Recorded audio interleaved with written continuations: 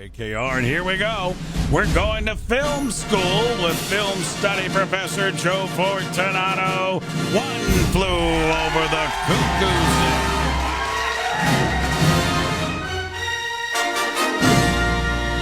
And this is one of the all-time great flicks that has a little bit of everything in it. And Joe, why don't I let you take it from there, my friend?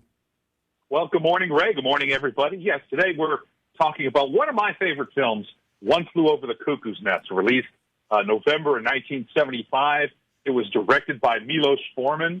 It was based on a book by Ken Kesey.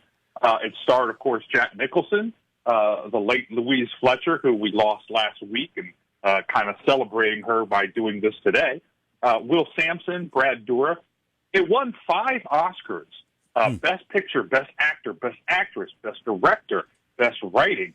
In fact, it's one of only 3 films that's ever won all of those awards. We call it the Oscar Grand Slam. The other 2 being It Happened One Night in 1934 and The Silence of the Lambs in 1991. So it's in pretty heady company with those awards. In fact, the AFI Institute ranked it as the 33rd greatest movie of all time. And sort of on a personal note, it's the film that beat out Jaws, my favorite movie, as Best Picture. And if any film was going to beat out Jaws as Best Picture, I'm glad it was Cuckoo's Nest. In fact, I first saw it when I was in high school, and it's the only film I ever got the tape, and it dates me a little bit, and rewound it right after seeing it and watched it all over again. So it's a movie that means a lot to me. Kirk Douglas, the late great Kirk Douglas, actually owned the rights to the film and wanted to star in it. But by the time they got around to he was actually in the Broadway play of it. But by the time they actually got around to making it, he was a little too old for the lead role. So he passed the film rights down to his son, Michael Douglas. But Kirk kept a percentage of the profits. Michael Douglas originally was going to play the role of Billy Babbitt in the film. He didn't play anything, but he was a producer, and he won an Oscar for Best Picture as the producer. So even though he's not in the film, it's actually one of Michael Douglas's most successful enterprises in the entertainment industry. Joe, wouldn't you agree as well, when you look at Jack Nicholson in this film, this really launched the mega career for Jack?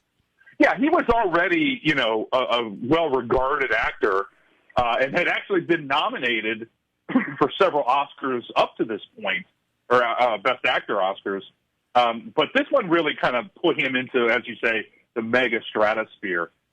Milos Forman, the director, actually really wanted Burt Reynolds to play the part of McMurphy. And Reynolds wanted to do it, but the studio wanted a more critically acclaimed actor, and they chose Jack Nicholson. Some other people who were up for that role, or at least considered, were Marlon Brando, Gene Hackman, Steve McQueen, and as I already mentioned, Burt Reynolds. Some of the extras in the film were actually authentic mental patients from the Oregon Mental Hospital where they filmed the movie. Louise Fletcher, who we've already talked about, won Best Actress. She was just signed a week before filming began, and she was apparently had auditioned repeatedly prior to that. But each time Milos Forman didn't think she was right. So she was preparing to film the movie Nashville, while Lily Tomlin was set to play Nurse Ratched. Ultimately, the two of them switched, and Louise Fletcher went on to, of course, win an Oscar for Best Actress in Cuckoo's Nest, and Lily Tomlin did pretty well with Nashville as well. Louise Fletcher was so disturbed by her own performance that she couldn't watch the film for years, and Nurse Ratched is sort of listed as one of the great villains in movie history. I almost hesitate to use that because it's such a subtle performance, but she really is one of the great villains in movie history. Joe, on location, you mentioned they actually did a lot of the filming for this movie at a mental institution. Yeah, they did. In fact, most of the film was shot up in Oregon. In fact, Will Sampson, who plays the Big Chief, was a park ranger in Oregon near where the movie was filmed, and he was selected for the part because he was the only Native American that the casting department could find who matched the incredible size of Chief Brompton, and it was really kind of a luck of the draw because they were about ready to give up on finding that actor for the role. Some other fun casting notes. This is Danny DeVito's first film role. He was actually in the off-Broadway revival of the play, and some of the Christopher Lloyd, also his first role, and of course the two of them later reconvened to star together on the TV show Taxi. Joe Fortunato Film School, One Flew Over the Cuckoo's Nest. And Joe, you mentioned one of your all-time favorites. What has that thing at the top of your list? What made this movie, in your estimation, terrific?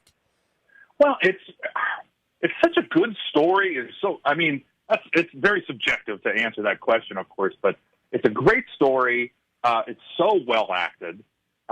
It's got that sort of celebration of the human spirit with McMurphy. You know, Nurse Ratched is trying to oppress these mental patients and sort of dehumanize them, and McMurphy comes in and celebrates their humanity and their individuality and really shows them that, hey, they're human beings too.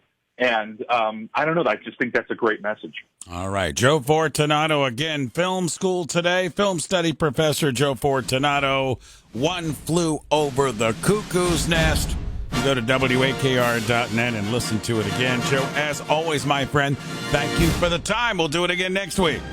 Thanks, Ray. We'll see you next week. You got it. Joe Fortunato with us, film study professor, joins us Fridays here on WAKR.